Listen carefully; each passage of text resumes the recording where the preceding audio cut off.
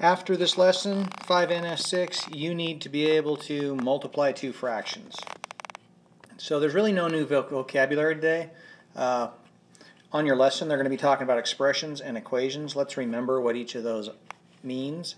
An expression is a math problem without an equal sign or an inequality sign. So it's something like 2 times 1.5 plus 8. That's an expression. If I add an equal sign, 2 times 1.5 plus 8 equals 11. That's an equation.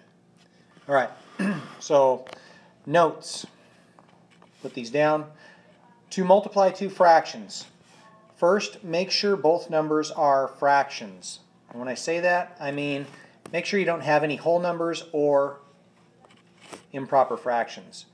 For instance, if you were going to multiply 2 times 3.5, you'd want to change the 2 to a fraction, 2 over 1. Remember, whole numbers can be written over 1. And 3.5 would be 7/2. Remember, to turn a mixed number into a fraction, you can multiply the whole number by the denominator. 3 times 2 is 6. Add on the numerator, that makes 7.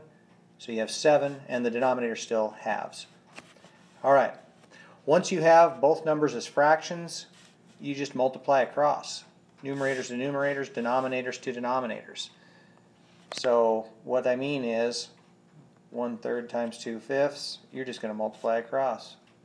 1 times 2 is 2. 3 times 5 is 15. It's 2/15. It's that easy. Then the last step is to simplify. Check to see if there's a common factor with the numerator and the denominator. With 2 and 15, there's no common factor other than 1. And we don't divide by 1 when we're simplifying because it doesn't change the numbers. So this number can't be simplified. If it could, we would need to simplify. So here's an example. Here's 3 examples. First one, 1/2 times 3/5. Check to make sure both numbers are fractions. Yes, they are. So now we're just going to multiply straight across. 1 times 3 is 3. 2 times 5 is 10. So what we just found out is that 1/2 of 3/5 is 3/10. Remember, when we're multiplying, we're finding, well, when we're multiplying a fraction, we're finding what part of another fraction is. So what I was just saying is that multiplying means of, part of. Okay, so next problem. 4 times 2/7. Got to make sure both numbers are fractions. The 4 isn't, so I'm going to make it a fraction. 4 over 1. Second step, multiply across. 4 times 2 is 8. 1 times 7 is 7. So I've got 8/7. That's my answer. If I chose to, I could turn this into a mixed number. I know that 7 goes into 8 one whole time, and I would have 1/7 left over. In other words, 8/7 is the same as 7/7 plus 1 more 7th, and that would be 1 whole and 1/7. So either one of those two answers would be fine. Last example. Make sure your examples are in your notes. 1.5 times 5. So we got to make sure both numbers are fractions.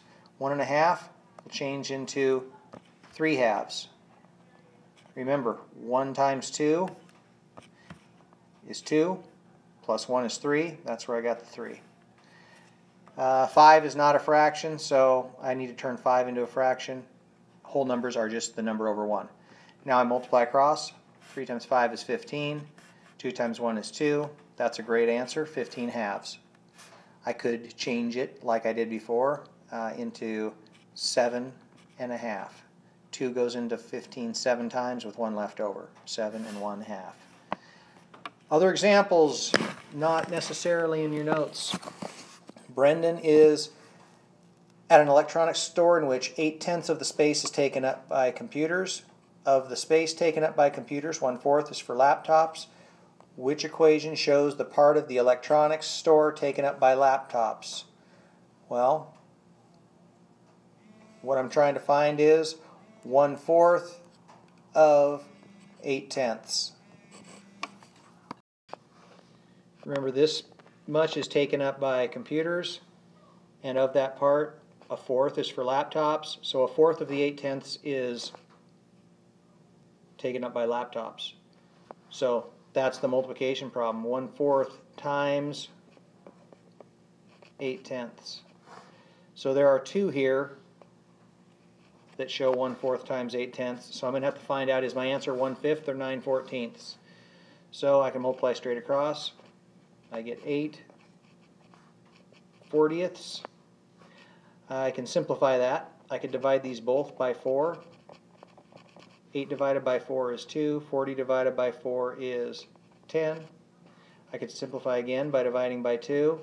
2 divided by 2 is 1. 10 divided by 2 is 5. It's 1/5. That's the answer.